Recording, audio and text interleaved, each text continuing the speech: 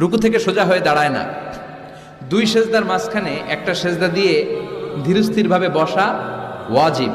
আল্লাহুম্মা গফিরলি ওয়ারহামনি ওয়াজবুরনি ওয়াআফিনি ওয়ারযুকনি, এই 7টা জিনিস আল্লাহর কাছে চাইবেন। সময়ই নাই আমাদের। সেজদা থেকে কোন রকম মাথা তুইলাই মুরগির মতো আরেক ঠোকর মারে, ডাকাত। এগুলো কি? বিষ্ণু বললেন এগুলো ডাকাত। এরা নামাজ নিয়ে চুরি করে, ডাকাতি করে। এজন্য নামাজের মধ্যে ধীরস্থির ভাবে সালাত আদায় করতে হবে, তাড়াহুড়ো করা চলবে না। বিশ্বনবী মেরাজে গেছে কয়বার?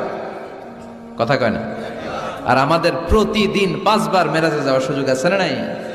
বিশ্বনবী আরশের উপরে যে আল্লাহর সাথে দেখা করেছেন, আর আমরা আল্লাহু আকবার বললেই আল্লাহ চলে আসে। আল্লাহু আকবার, এটা ফিল করতে হবে। আর তাড়াহুড়ো করলে এটা ফিল করা যায় না। এমনকি নামাজে দ্রুত যেতেও নিষেধ করেছেন বিশ্বনবী মুহাম্মদ সাল্লাল্লাহু। বিশ্বনবী বলেছেন, খবরদার